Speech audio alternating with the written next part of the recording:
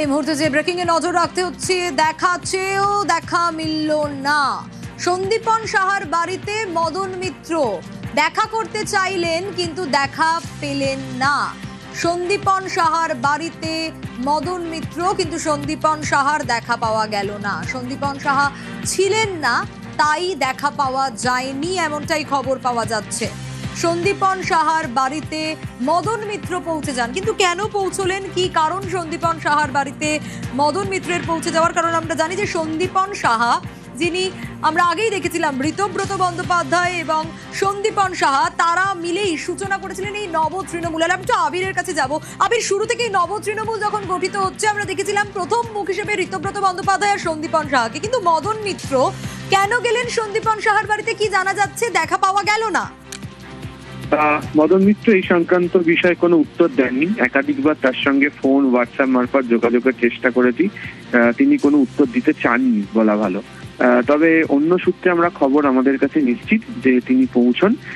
প্রায় 15 মিনিট মতো তিনি সেখানে ছিলেন, যদিও সে সময় বাড়িতে সন্দীপন সাহা ছিলেন না। সন্দীপন সাহার সাথে সেখান থেকে দাঁড়িয়ে মদন মিত্রের তরফ থেকে যোগাযোগ করার চেষ্টাও করা হয়েছিল। সূত্রের খবর সেই চেষ্টাও ব্যর্থ হয়। সেই সময় বাড়িতে ছিলেন এন্টালির প্রাক্তন বিধায়ক সন্দীপন সাহার বাবা স্বর্ণকমল সাহা। যেহেতু পরিবহন সংগঠনের ক্ষেত্রে স্বর্ণকমল সাহা এবং মদন মিত্র দীর্ঘদিন ধরে একসাথে কাজ করেছেন, সে কারণে স্বর্ণকমল সাহার সাথে মদন মিত্র বেশ কিছুটা সময় কথা বলেন এবং জানতেও চান যে সন্দীপনের সঙ্গে কখন দেখা মিলবে, সন্দীপন কখন আসবে।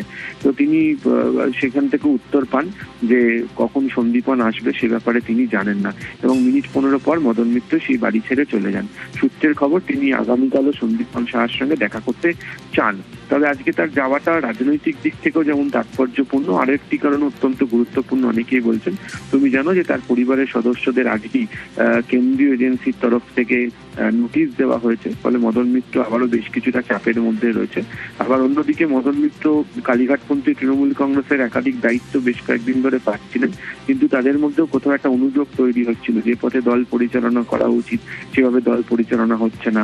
তার দীর্ঘদিন ধরে তিনি নেতা থাকাকালীন তার সাথেও কোনো ধরনের সম্পর্ক বা যে দায়িত্ব পাওয়া উচিত সেটাও তিনি পাচ্ছেন না।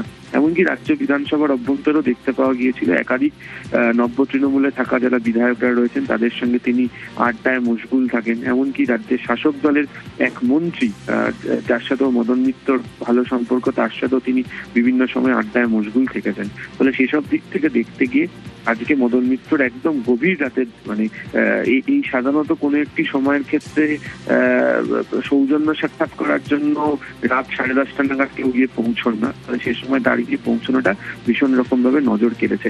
এখন দেখার যে আগামীকাল মদন মিত্র দেখা করতে পারেন কিনা, বা তিনি দেখা করতে চাইলেও ঋতব্রত বন্দ্যোপাধ্যায় শিবিরদের তরফ থেকে তার সঙ্গে দেখা করা হয় কিনা, কারণ আগামীকাল ঋতব্রত বন্দ্যোপাধ্যায় শিবিরদের 21শে জুলাই নিয়ে অত্যন্ত গুরুত্বপূর্ণ একটি বৈঠক রয়েছে। অবশ্যই আবির, নজর থাকবে।